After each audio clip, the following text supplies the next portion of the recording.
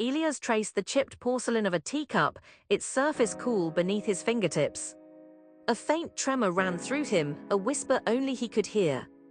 "Remember the garden," it breathed, its voice a rustle of dried leaves. He closed his eyes, the scene unfolding before him like a forgotten photograph. A woman in a flowing gown, her laughter echoing in the summer air, tended roses in a vibrant garden.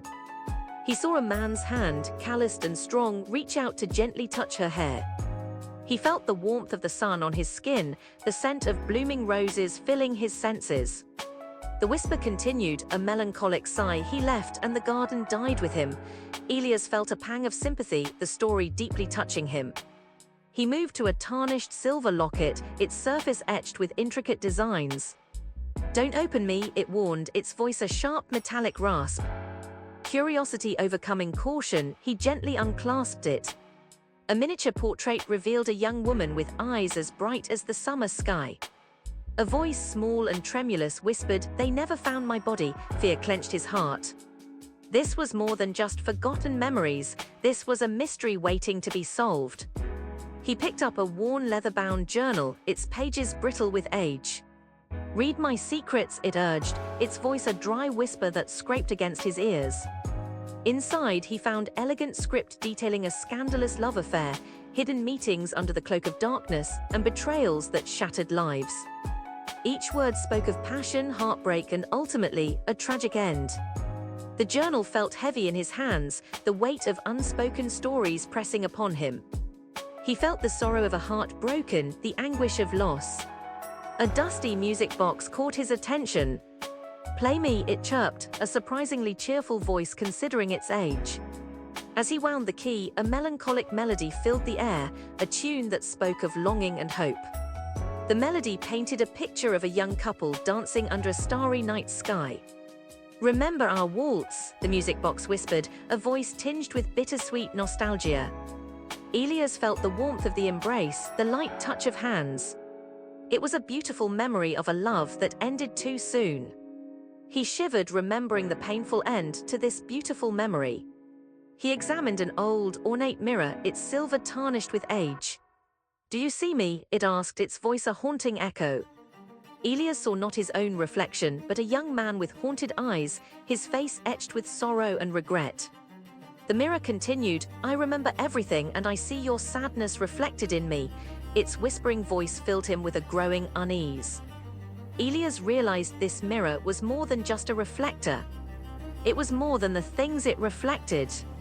A chipped porcelain doll lay on a shelf, its paint cracked and faded. "Don't forget me," it pleaded, its voice a child's whisper filled with desperation. Elias felt a wave of sadness wash over him. The doll's story was a tale of a neglected child, lost to the ravages of time and forgotten by all but the doll itself. The doll was desperate to be remembered, to exist outside the confines of its dusty shelf. The doll spoke, and it was heard.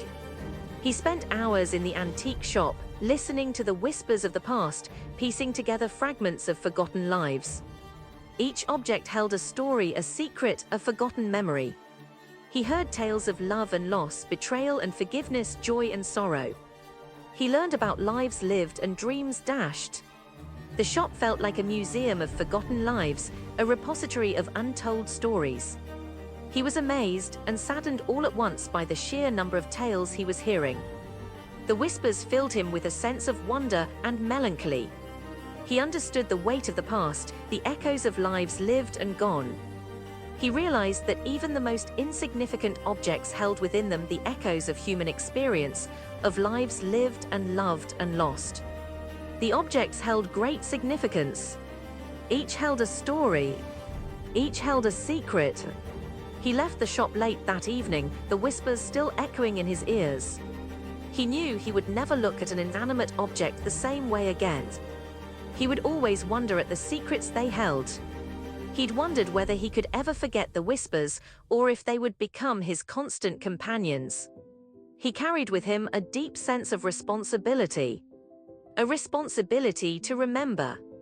A responsibility to share. A responsibility to ensure that their stories would not be forgotten. He knew this was a responsibility that he could not ignore. He would continue to search and to listen. He would listen to the whispers and he would share their stories. The whispers continued to speak and Elias would continue to listen. He had discovered something special. He had discovered his purpose. The world seemed different now, charged with unseen energies and unheard voices. He knew his journey had only just begun. The whispers of the past were countless, and he felt a burning desire to uncover more secrets, to give voice to the voiceless objects around him. He had found something special in that dusty antique shop. He'd found something special in himself. He smiled. He would not forget.